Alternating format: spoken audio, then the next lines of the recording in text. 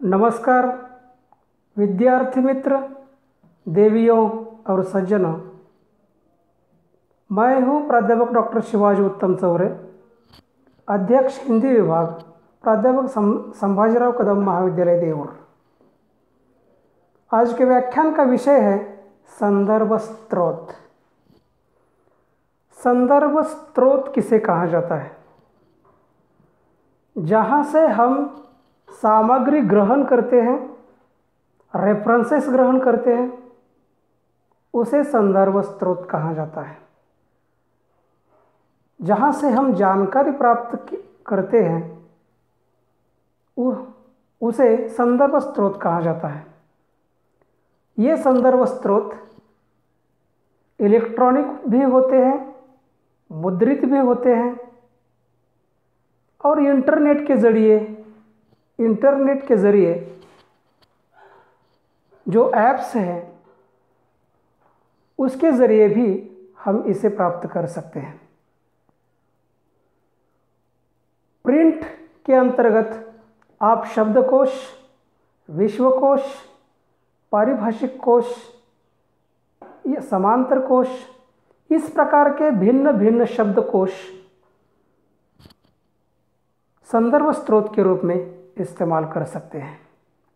लेकिन वर्तमान काल में जो आधुनिक इलेक्ट्रॉनिक्स माध्यम से सभी सेवाएं जो हैं वो इंटरनेट से जुड़ी हुई है।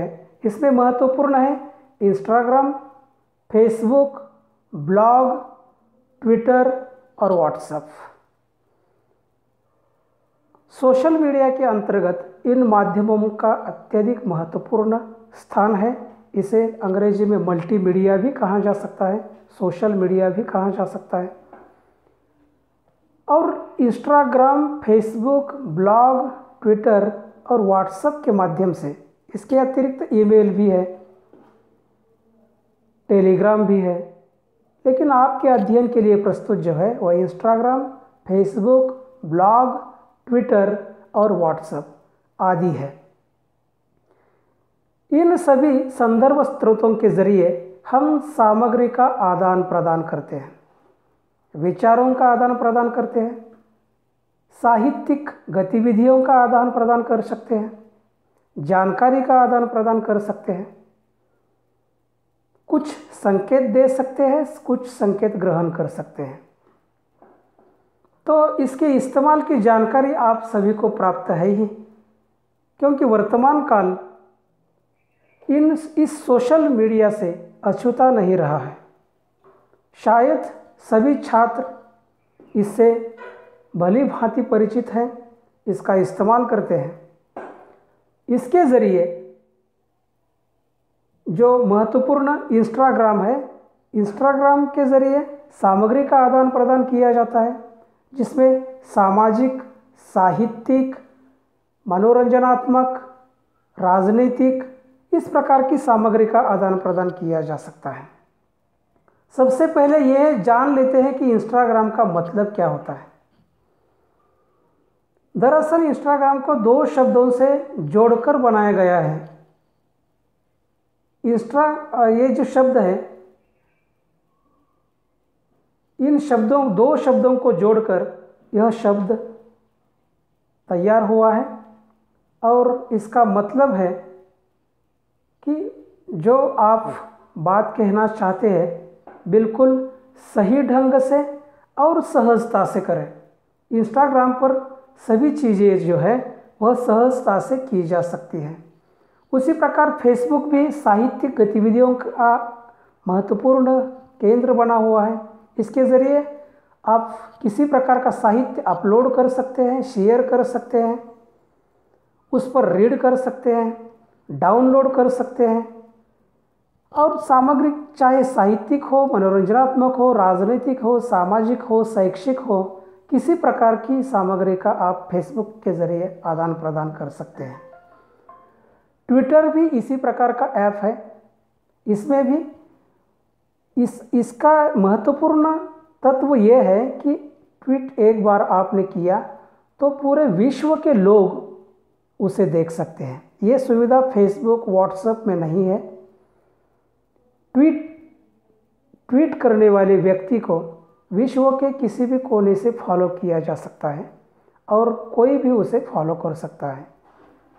वह फेसबुक के लिए सुविधा नहीं है। फेसबुक के लिए ऐड फ्रेंड में जाकर जो चाहिए उसे ऐड करना अनिवार्य है, तब जाकर आप उसके डैशबोर्ड पर सामग्री अपलोड कर सकते हैं और आप उससे सामग्री ग्रहण भी कर सकते हैं। यह भी सामग्री आर्थिक, धार्मिक, सांस्कृतिक, साहित्यिक, मनोरंजनात्मक और राजनीतिक तथा सामाजिक, विशेष रूप से साहित्य की दृष्टि से हम देखते हैं तो उसमें कहीं गज़ल, कविताएं, गीत अपलोड किए जाते हैं।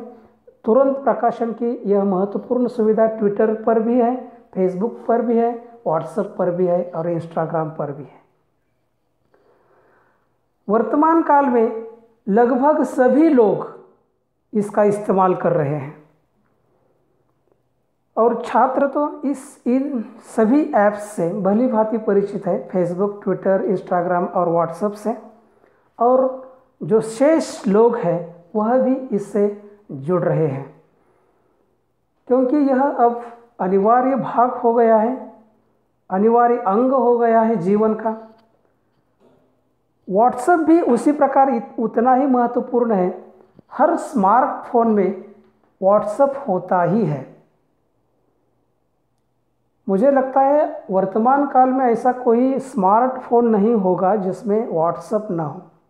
इतना लोकप्रिय माध्यम बन गया है सोशल मीडिया का व्हाट्सएप, और इसके ज़रिए तुरंत आप जानकारी प्राप्त कर सकते हैं और जानकारी शेयर कर सकते हैं, चाहे वह जानकारी किसी प्रकार की हो, चाहे वो साहित्यिक हो।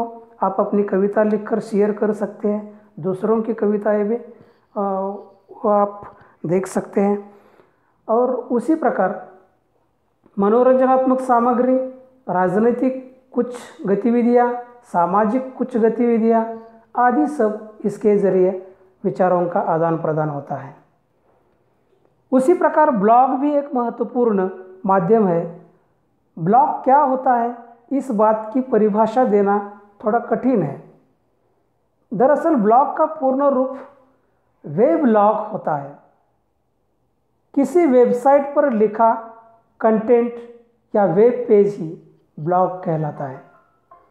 किसी ब्लॉग को चलाने वाला व्यक्ति ब्लॉगर कहलाता है। ब्लॉगिंग करने के लिए आप किसी भी भाषा तथा किसी भी विषय का चयन कर सकते हैं। यहाँ कोई पाबंदी नहीं है, कोई सीमा नहीं है।